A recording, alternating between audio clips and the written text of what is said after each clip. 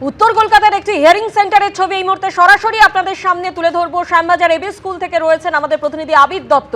আবির, এখানে শুনানি চলছে, কি দেখতে পাচ্ছ এই মুহূর্তের ছবি? দেখো, এই মুহূর্তে তোমাকে ছবিটা সরাসরি দেখাবো যে লম্বা লাইন হয়ে গিয়েছে যারা এই শুনানিতে উপস্থিত থাকার জন্য এসছেন।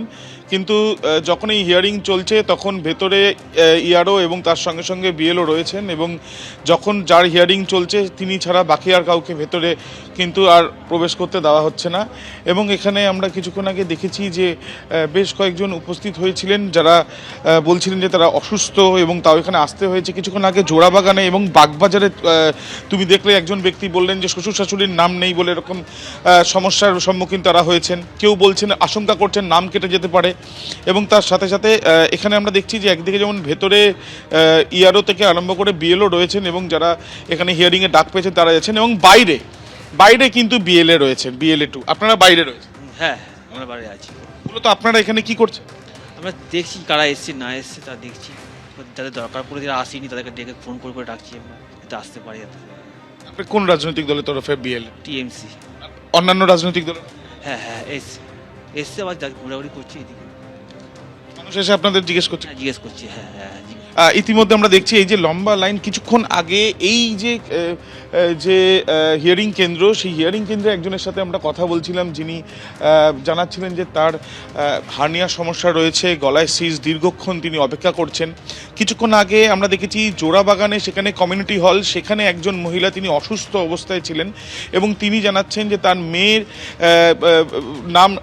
মেয়েকে ডাকা হয়েছে হিয়ারিংয়ে, এবং ডাকার পেছনে কারণ আমরা দেখছি একজন আসছেন এবং তিনি কিছুক্ষণ আগে কান্নায়, তার চোখের জল, তিনি কান্নায় ভেঙে পড়েছিলেন। তার সাথে একবার কথা বলবো। দিদি, কতটা সমস্যা হলো? আপনি বলছিলেন যে অসুস্থ? অনেক সমস্যা বাবা। কেন? এই আশাটা। আপনি অসুস্থ?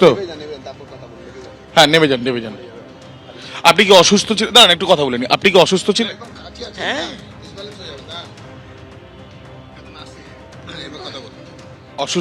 অসুস্থ বলে অনেকক্ষণ অপেক্ষা করতে? হ্যাঁ, 1 ঘন্টার উপরে অসুস্থ, মানে ওয়েট করতে হচ্ছে। আমার তো শরীরটা খুব খারাপ।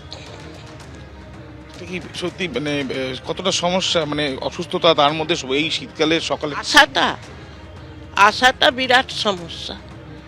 এত শরীর খারাপ, রিক্সায় উঠতে পারি না, গাড়ি পাইনি, এতটা আশা। মদনমোহনতলা থেকে এবি স্কুল। মানে আপনারই কি নোটিশ এসেছিল যে আজকে আসতে হবে শুনানি? হ্যাঁ, হিয়ারিং এর নোটিশ এসেছিল। ইতিমধ্যে আমরা দেখছি যে একজন জানাচ্ছেন যে তিনি অসুস্থ এবং তারপরেও এই হিয়ারিংয়ে আজকে সকাল থেকেই তাপমাত্রা যথেষ্টই স্বাভাবিকের থেকে নিচে রয়েছে এবং এই ঠান্ডার মধ্যে আসতে হচ্ছে। এবং এরকম অনেকেই রয়েছেন। একজন জানাচ্ছিলেন জোড়াবাগানে যে তার মেয়ের প্রমাণ দিতে হবে, তার মেয়ের মা তিনি, এবং সেই জন্য এই অসুস্থতা থাকলেও তাকে আসতে হয়েছে। এবং আরও অনেকে রয়েছেন যারা বিভিন্ন ডকুমেন্টস নিয়ে লম্বা লাইনে তারা এসছেন, কারোর নামের বিভ্রাট রয়েছে বা কারোর অন্যান্য সমস্যা। আপনার কি সমস্যার জন্য, মানে হিয়ারিংয়ে কিসের জন্য ডেকেছেন? পর্সান করার জন্য ডেকেছেন, হ্যারাসমেন্ট করার জন্য ডেকেছেন। আর কোনো কাজ নেই আমাদের কাছে। দোকান ফোকান ছেড়ে আমাদের এখানে এসে লাইনে লাগেছে। 12টার টাইম দিয়েছেন, এখন পর্যন্ত দাঁড়িয়ে আছি হা করে। কি করছে না করছে কোনো জবাব নেই। মানে নোটিশে কিছু বলেছে যে কি সমস্যাটা? কিছু সমস্যা নেই, কিছু নেই, খালি বলে এই ডেটে হিয়ারিং আছে, আপনি আসুন, বাস, আর কোনো নেই। আমার তিনজনকে ডেকে নিয়েছে। সব কিছু জায়গার যে কাগজপত্র সব কিছু দিলাম, তারপরে এই জিনিসটা বুঝতে হচ্ছে হিয়ারিং এসে দাঁড়ানো। আপনার মূলত কি নামের বিভ্রাট বা আপনাদের কিসের জন্য দাদা? হেডিংয়ে ডেকেছে, হেডিংয়ে এসছে। কারণ কি সমস্যাটা জানি না, ডেকেছে বলছে এসছে। ইতিমধ্যে আমরা দেখছি যে এই যে লাইনে যারা এসছেন তারা কিন্তু তাদের নিজেদের মতন করে যে কারণে হিয়ারিংয়ে ডাকা হয়েছে সেই বিষয়গুলো যাতে নির্বাচন কমিশনের তরফ থেকে যে কারণে তাদেরকে ডাকা হয়েছে সেটা যাতে সলভ হয়, সেই জন্যই তারা আজ হিয়ারিংয়ে এসে উপস্থিত হয়েছেন। একেবারে আবির, কলকাতা থেকে জেলা বিভিন্ন শুনানি কেন্দ্রের বাইরে কিন্তু এভাবে লম্বা লাইন পড়েছে। অনেক ভোটার যারা এসেছেন শুনানিতে, অনেকে অসুস্থ, অনেকে অসুবিধার মধ্যেও পড়ছে। যেরকম দীনবন্ধু বিশ্বাস, তার বাড়ি খেজুরি 2 নম্বর গ্রাম পঞ্চায়েতে, বয়স 81 বছর, রীতিমতো অসুস্থ তিনি, শারীরিকভাবে চলাফেরা অসুবিধা। 2005-এর ভোটার তালিকায় তার নাম ছিল, আর এবারে শুনানিতে ডাক পড়ায় ছুটে এসেছেন এই দীনবন্ধু বাবু।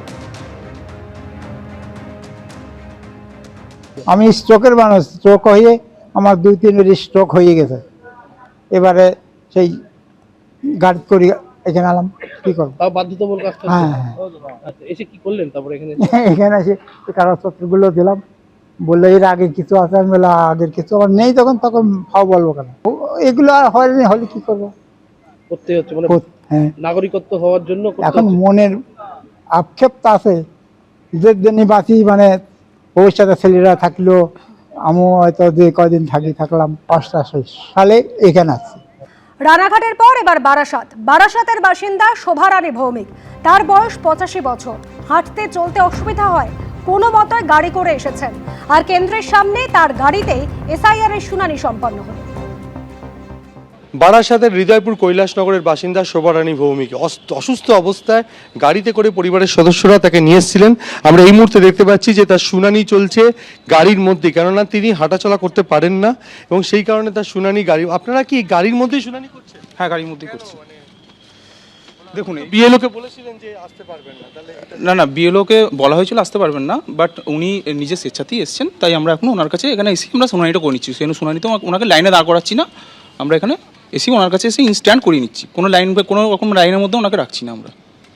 আমি দেখতে পাচ্ছি এই মুহূর্তে যে গাড়ির মধ্যেই শুনানি পর্ব চলছে এবং শোভারানী ভৌমিক তিনি গাড়িতে করে এসছেন শুনানির জন্য। অসুস্থ অবস্থায় পরিবারের সদস্যরা তাকে নিয়ে এসছেন এবং এই গাড়ির মধ্যেই তার শুনানি প্রক্রিয়া চলছে এবং তার পরিবারের সদস্যরাও রয়েছেন, কথা বলে নেবো। আচ্ছা, গাড়ির আপনারা কি জানালেন সেই জন্য গাড়িতে?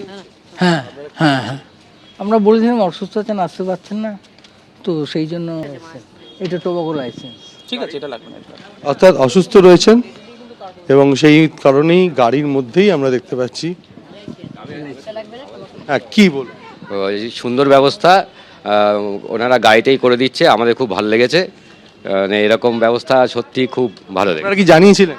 না, আমরা সেরকমভাবে জানাইনি, যে বলেছিলাম একটু মা একটু দুর্বল আছে, বলছিল ঠিক আছে কোনো অসুবিধা নেই, ওখানে গেলে আমরা গাড়িতেই করে দেবো। তা আমরা ভালো লেগেছে, আমাদের সুন্দর ব্যবস্থাতে। হ্যাঁ, আমরা দেখতে পাচ্ছি যে গাড়ির মধ্যেই সেই শুনানি প্রক্রিয়া চলছে। মাসিমা, এই যে গাড়ির মধ্যে সব ব্যবস্থা হলো, কি বলবেন? আমি শরীর অসুস্থ, আমি নড়তে পারি না। গাড়ির মধ্যেই হচ্ছে, কি বলবেন? আপনি নামতে পারছিলেন না গাড়ি থেকে? ক্ষমতা নেই বলতে, তাতে সুবিধা হলো আপনার? এখানে আর সুবিধা। গাড়ির মধ্যেই যে শুনানির ব্যবস্থা দেখে খুশি অসুস্থ শোভারানী ভৌমিক এবং সেখানে দেখা যাচ্ছে যে যারা শুনানি করছিলেন তারা শুনানি চলাকালীনই গাড়ির মধ্যে এসে তার শুনানি প্রক্রিয়া সম্পন্ন করছেন, কেননা হুইল চেয়ারে নিয়ে আসা হয়েছিল কিন্তু তিনি গাড়ি থেকে নামতে পারছিলেন না এবং নামার মতো পরিস্থিতি ছিল না এবং সেই কারণেই দেখা যাচ্ছে গাড়ির মধ্যেই শুনানি পর্ব চলছে।